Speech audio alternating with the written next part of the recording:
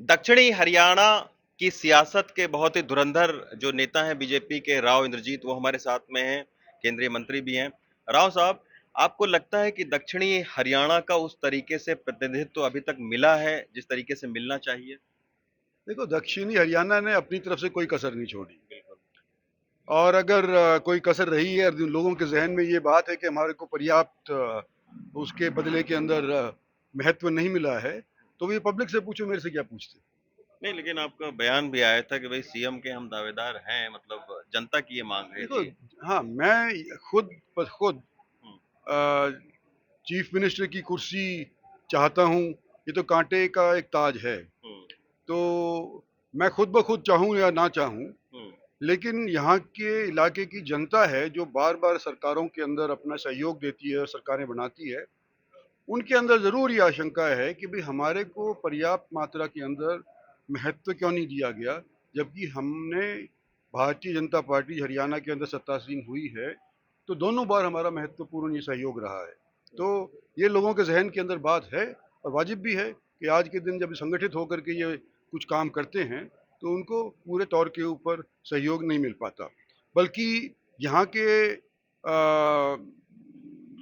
यहाँ के सहयोग से बनी हुई सरकारों की वजह से इस इलाके के नेताओं के दाल में पानी देने का भी प्रयास किया जाता है।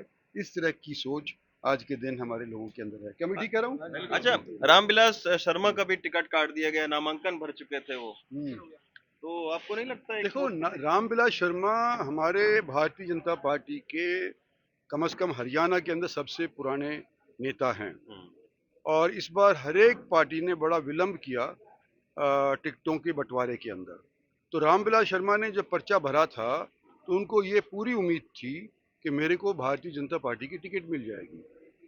जब भारतीय जनता पार्टी की टिकट उनको नहीं मिली, तो अगले ही दिन तुरंत उन्होंने अपना पर्चा वापस ले लिया।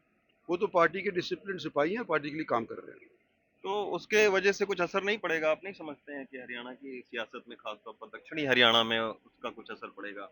देखो, जहां तक उनकी खुद की निजी बात है, हम्म, वो हमारी पार्टी के साथ पूरे तौर पे सहयोग कर रहे हैं। और अगर वो मंत्री हों, एमएलए हों, ना हों, हम्म। कोई फर्क नहीं पड़ता। अगर वो फील्ड में उतर जाएंगे, तो उनके साथीगण सारे के सारे बीजेपी का साथ पकड़ लेंगे। अच्छा, बीच में सर ये भी खबर आई कि आप भी कुछ नाराज हैं, टिकट अपने लोगों के लिए नहीं, मतलब उनको नहीं दिया जा रहा है, कुछ इस तरीके की बात भी। हर एक आदमी अपने साथियों को टिकट दिलवाने का प्रयास करता है। हम्म, और मैं जब भारतीय जनता पार्टी ज्वाइन किया था, हम्म, तो मेरे साथ मेरे सारे इंसाफ मंच के साथीगण भारतीय जनता पार्टी के अंदर आ गए थे। और पिछले 10 सालों के अंदर थोड़ी सी अफरा तफरी इस तौर के ऊपर भी रही कि जो लोग बीजेपी के अंदर 13 के अंदर मेरे साथ आए थे, हम्म, उनको बीजेपी के कुनबे के अंदर पूरी तरह से एक्सेप्ट नहीं किया गया। लेकिन अब 10 साल गुजर गए, पुरानी बात हो गई है। हम्म, इस बार भारतीय जनता पार्टी ने सर्वे करवाया, फूक फूक करके टिकट दी हैं। और टिकट जब दी हैं, तो जो सर्वप्रथम हम्म, सर्वे के अंदर निकले हैं, हम्म। उनको टिकट देने का प्रयास किया है, जीतने वाले कैंडिडेट्स को। मेरा इस इलाके के लोगों का ये सौभाग्य है कि अनेक लोग जिनको टिकट मिली है, वो मेरे साथ भारतीय जनता पार्टी के अंदर 2013 के अंदर आए थे। आपकी बिटिया भी चुनाव लड़ रही है, आपने प्रचार आप कर रहे हैं, और क्या सलाह दिया है बिटिया को? पहली बार चुनाव लड़ रही है। बेटिया चुनाव पहली बार लड़ रही है, खुद के लिए तो वोट पहली बार मांग रही है। हाँ।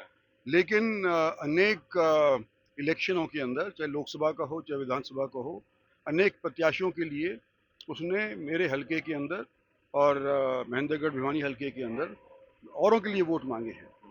और उन्होंने जिताने के अंदर अपना सहयोग भी दिया है। तो मैं समझता हूँ कि 10 साल का ये जो परिश्रम था मेरी बेटी का, जो पार्टी के डिसिप्लिन तौर के ऊपर, एक सिपाही के तौर के ऊपर वो बाकायदा तैनात रही, तो उसका फल आज के दिन उसको मिल गया है और वो जीतेगी। शुक्रिया सर हमसे बात करने के लिए। ये थे राव इंद्रजीत, जो कि अ, यहाँ के बहुत ही सियासी तौर पर कद्दावर लीडर हैं। रेवाड़ी से देशराज के साथ रवीश रंजन शुक्ला, एनडीटीवी इंडिया।